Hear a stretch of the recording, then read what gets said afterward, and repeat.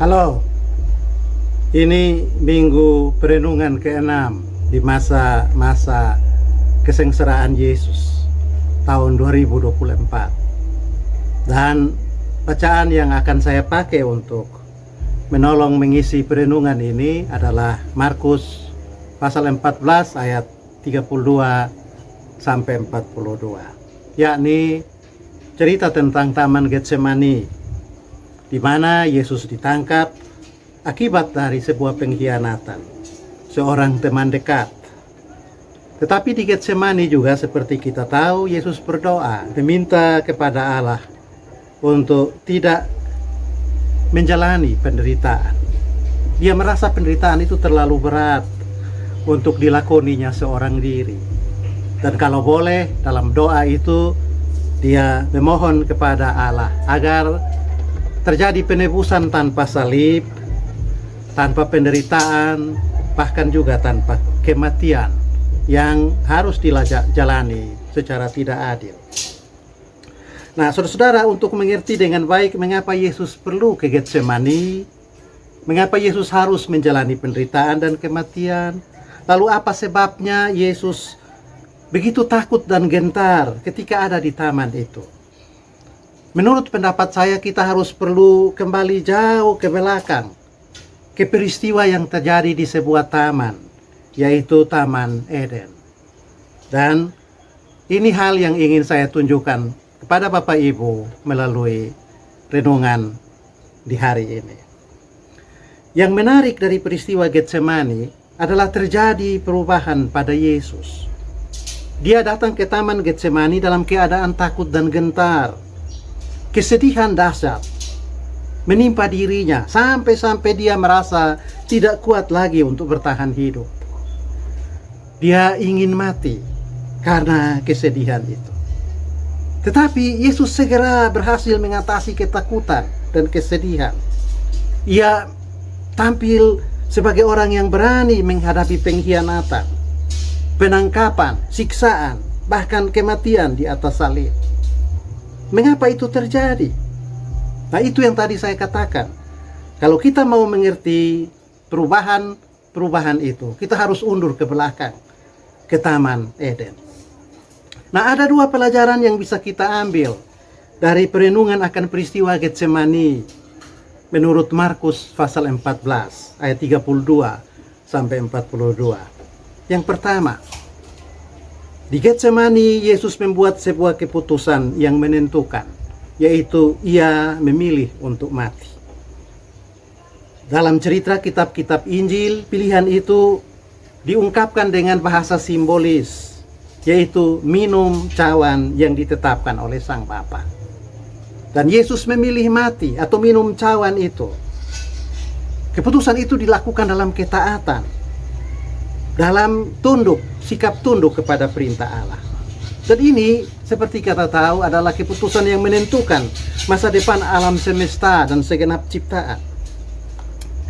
Keputusan untuk mati yang Yesus ambil di Getsemani itu membuat perubahan drastis. Dan kita tahu Yesus datang ke Getsemani dalam keadaan takut. Markus 14 ayat 33 sampai 34 menegaskan kondisi kejiwaan Yesus ketika tiba di Getsemani. Markus menggambarkan itu dengan ungkapan, ia sangat takut dan gentar. Lalu katanya kepada ketiga teman dekatnya, yaitu Petrus, Yakobus, dan Yohanes, hatiku sangat sedih, seperti mau mati rasanya. Tinggallah di sini dan berjaga-jagalah. Saudara-saudara, Yesus diliputi ketakutan.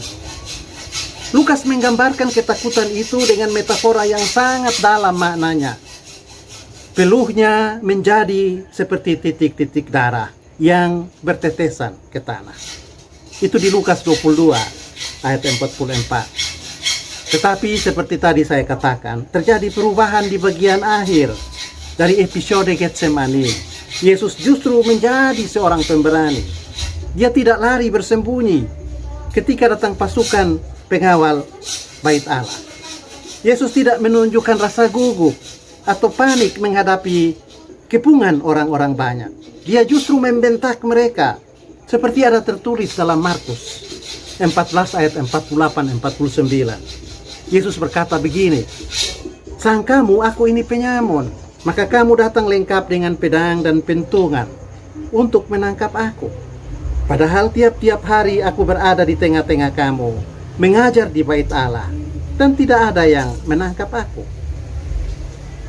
Yesus yang Paulus sebut Adam kedua, datang ke Taman Getsemani dalam keadaan takut dan gentar, dengan kondisi kejiwaan yang rapuh karena sedih.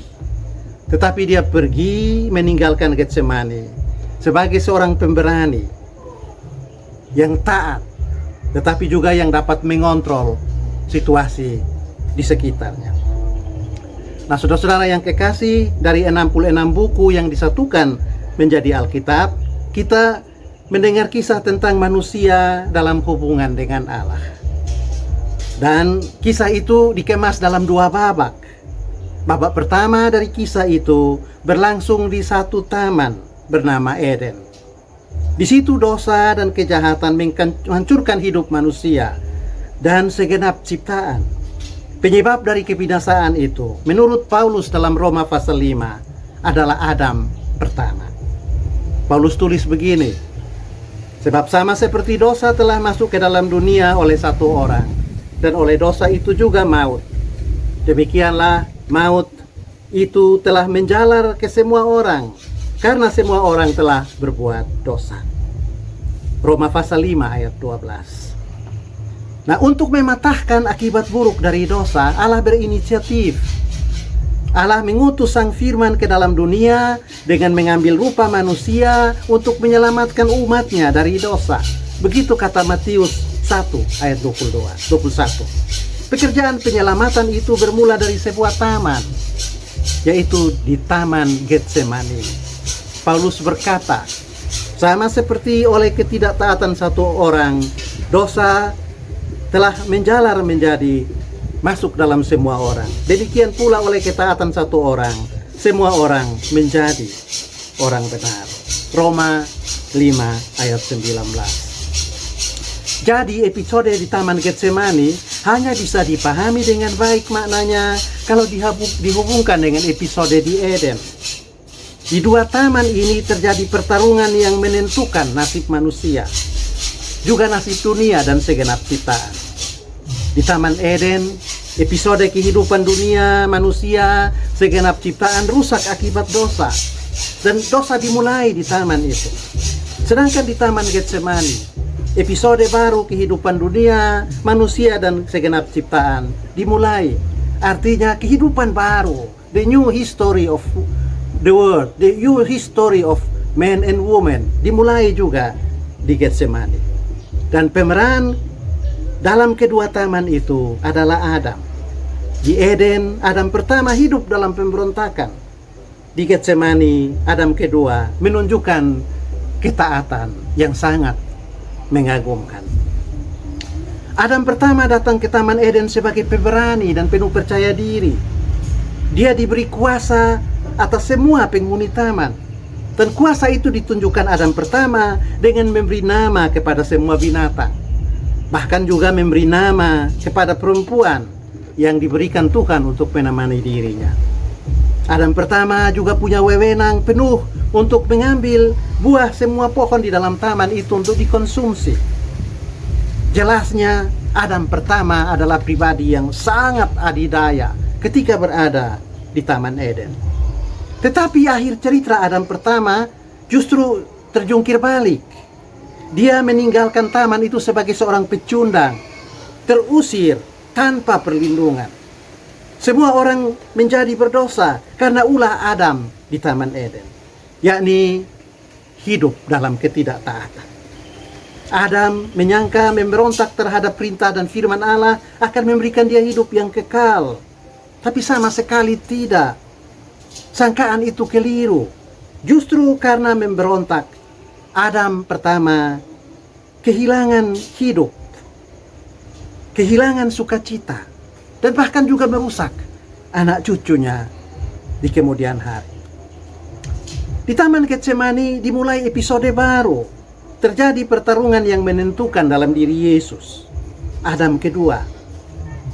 Ketidaktaatan Adam di Taman Eden menghancurkan masa depan ciptaan. Dan hanya ada satu pilihan lain bagi lahirnya sejarah dunia yang baru dan sejarah ciptaan yang memiliki hidup abadi, yakni kalau terjadi ketaatan. Pilihan itulah yang diperhadapkan kepada Yesus. Jadi Yesus datang ke Taman Getsemani dalam keadaan takut dan gentar adalah karena pilihan-pilihan itu, atau dua alasan. Yang pertama, di Taman Eden di Taman Getsemani Yesus akan dikhianati, dan dia sudah tahu itu. Yang membuat dia merasa begitu sedih adalah dia tidak boleh melakukan perlawanan atau pembalasan terhadap sang pengkhianat. Yang kedua, sakit karena dikhianati harus dihadapi seorang diri. Dan pada saat yang sama dia harus juga membuat keputusan yang berdampak luas bagi kebaikan semua umat manusia, termasuk di dalamnya kebaikan orang yang dia hianati. Minta maaf, kebaikan orang yang mengkhianati dia. Yesus harus seorang diri memperlihatkan cara hidup yang benar-benar baru, termasuk baru dalam hubungan dengan hukum alam, yaitu tabur tuai. Yesus harus memutuskan rantai hukum alam itu.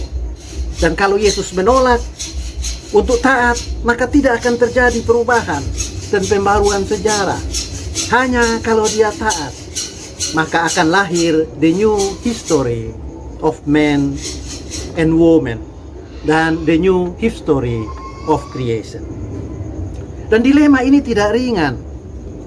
Yesus harus seorang diri menghadapi tugas berat tadi. Tak ada orang yang bisa membantu. Salah seorang murid yang sangat dia percayai ternyata sudah mengkhianati dia. Yesus membawa serta 3 orang murid dengan harapan mereka bisa membantu dia atau membuat dia merasa tenang dan kuat menghadapi penderitaan akibat pengkhianatan itu. Tetapi kita tahu 3 murid ini pun tidak bisa berbuat banyak. Mereka justru lelap dalam tidur karena mengantuk dan merasa kelelahan. Yesus takut dan gentar waktu tiba di Getsemani karena dia merasa dibiarkan sendiri menghadapi pengkhianatan dan melakukan pilihan-pilihan yang menentukan. Tetapi seperti dikisahkan dalam Markus, Yesus berhasil mengatasi rasa takut dan kesedihan. Dia mengakhiri episode Taman Getsemani dengan berani dan berhasil mengontrol keadaan sekelilingnya. Di Getsemani, Yesus memilih untuk taat sebagai pengganti atas ketidaktaatan Adam yang ditunjukkan di Taman Eden dan berakibat kehancuran dan kebinasaan dunia, umat manusia, dan segenap ciptaan. Kunci dari perubahan yang terjadi pada Yesus itu adalah doa. Dan ini hal kedua yang kita pelajari dari peristiwa di Taman Getsemani. Di sana, di Taman Getsemani, 3 kali Yesus berdoa. Dia tidak sekedar meminta agar cawan itu berlalu, tetapi dia meminta kekuatan dari Tuhan untuk menghadapi cawan itu. Kalau memang dia harus meminum itu demi kebaikan dunia, manusia, dan segenap ciptaan. Kita belajar di sini, Bapak Ibu Saudara-saudara, doa adalah kunci. Doa adalah sumber kekuatan saat menghadapi kesulitan dan persoalan. Doa adalah mata air dari mana kita mendapatkan energi baru untuk menang terhadap penderitaan dan juga pencobaan. Itulah yang ditegaskan juga dalam Kidung Jemaat 454.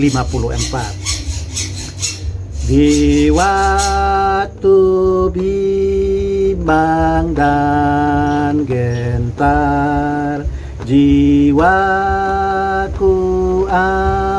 aman dan segar, bebas dari seteru di dalam saat yang teduh.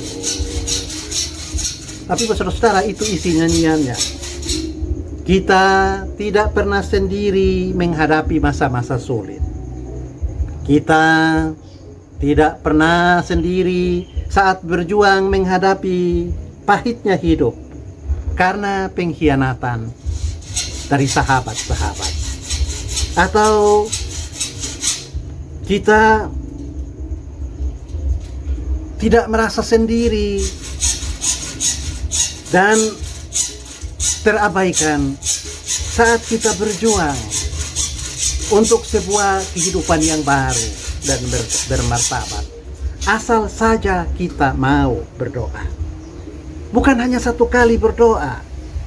Bukan hanya doa yang diatur oleh hukum agama, tetapi menjalani doa sebagai nafas kehidupan. Doa untuk menjaga keakraban, doa untuk merawat kedekatan dengan Tuhan. Dan itu yang Yesus jalani di Taman Getsemani. Dan apa yang dijalani di Taman Getsemani itu sudah dijalani sebelumnya.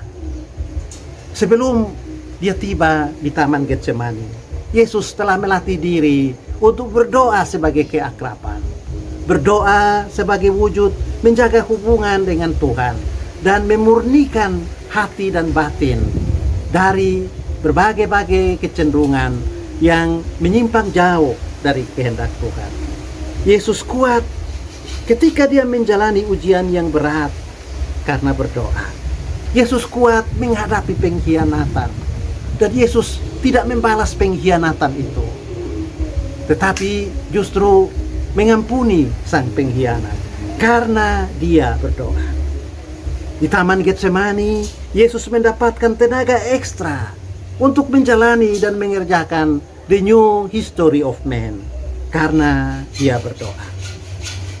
Dan pada saat yang sama kita katakan, ini justru sumber kegagalan Adam di Taman Eden. Ia gagal untuk menjaga komitmen dirinya taat kepada Allah dan firman-Nya karena dia tidak berdoa. Atau karena Adam lupa berdoa, atau juga mungkin karena dia tidak mempedulikan kuasa doa dalam menghadapi cobaan, dalam menjaga kemurnian hati dari godaan-godaan, dan dalam merawat komitmen diri untuk hidup melaksanakan kehendak Allah meskipun ada banyak tantangan dan kesulitan. Cerita di Taman Getsemani mengubah wajah dunia dan mendatangkan kehidupan yang baru bagi ciptaan karena ketaatan Adam yang kedua sebagai pengganti dari ketidaktaatan dari Adam pertama di Taman Eden yang menyebabkan kehancuran dunia dan kebinasaan segenap ciptaan. Selamat menjalani minggu perenungan kesengsaraan Yesus yang ke-6.